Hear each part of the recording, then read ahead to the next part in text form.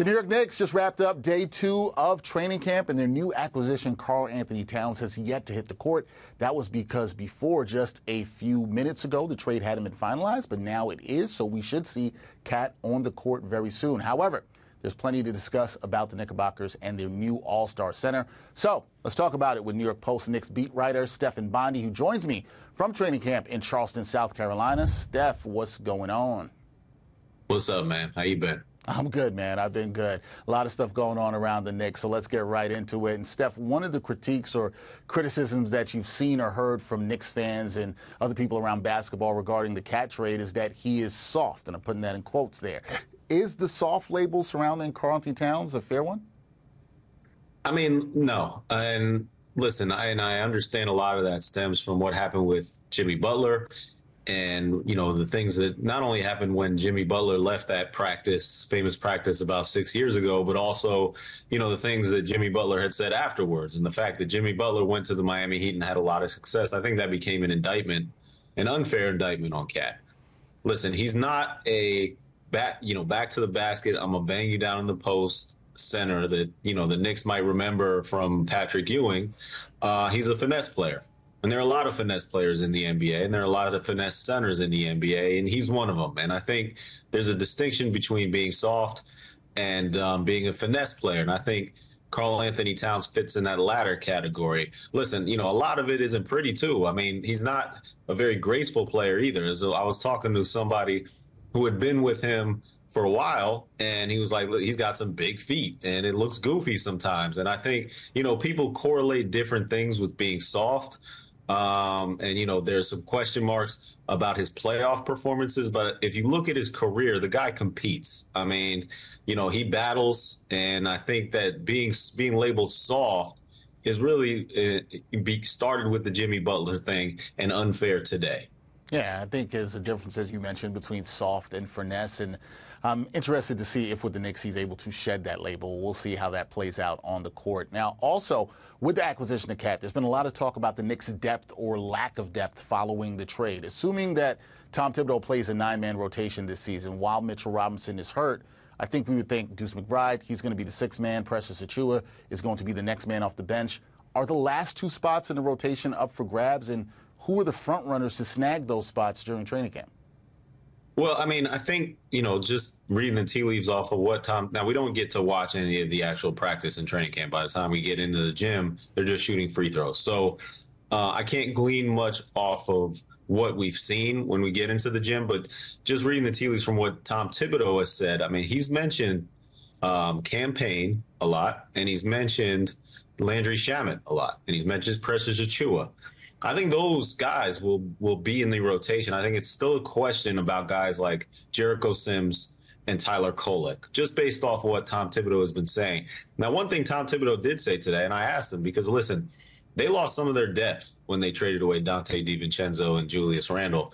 And I asked him, is that a concern? And this is a guy who has always said everything, I'm concerned about everything. This has been his well-worn mantra ever since he took over the Knicks. On this particular topic, he said, no, I'm not worried. I like what I have with our bench.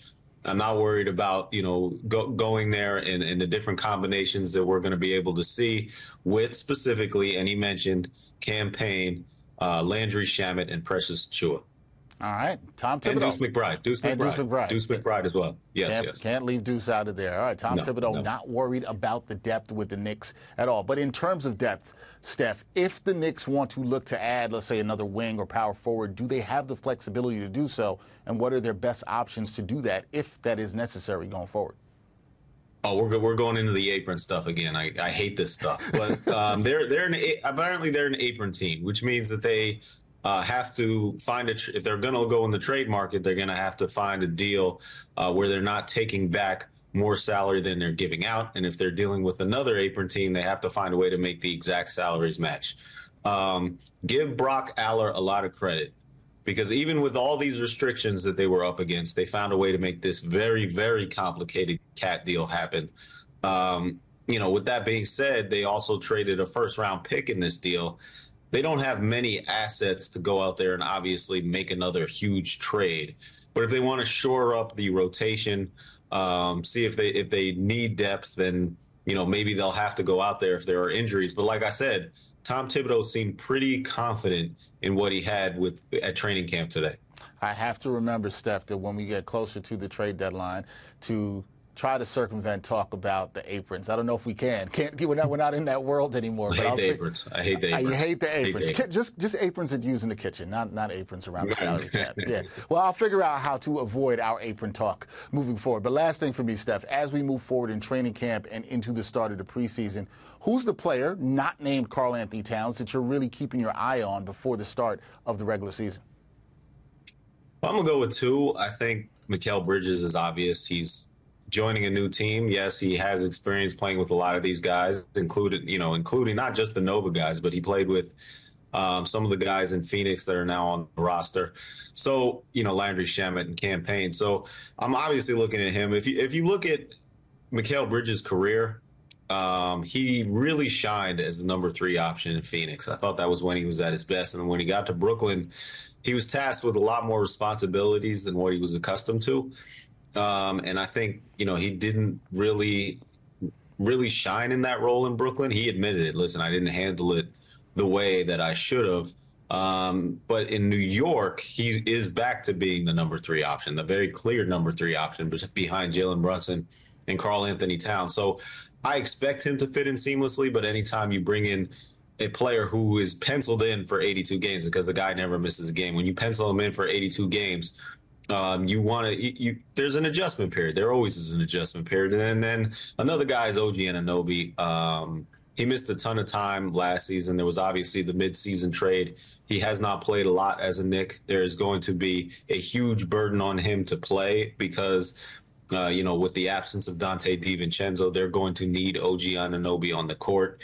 He is probably their best defender and a very important piece to what they're doing. So I'm looking at those two guys, the two projected starting forwards, as the guys to watch. All right. Keep your eye on the wings for the Knicks before the start of the regular season. That is Stefan Bondy doing a great job for the New York Post, covering the Knicks down in Charleston, South Carolina. Steph, we will talk soon, and hopefully no more talk about aprons. What you trying to No keep more that aprons. And one correction, I just said that the starting forwards would be OG Anunoby and Mikal Bridges. Josh Hart is the starting forward. Mikal Bridges is the 2 technically, but they're interchangeable. So whatever. That is true. Do we have word that Josh Hart is starting? Did he say that? Because I asked him that the other day at Media Day. He said it's not official yet, and Tom Thibodeau danced around the question again, but that is the projection. Okay. Josh Hart at the 3, OG Anunoby at the 4, and Mikal Bridges at the 2.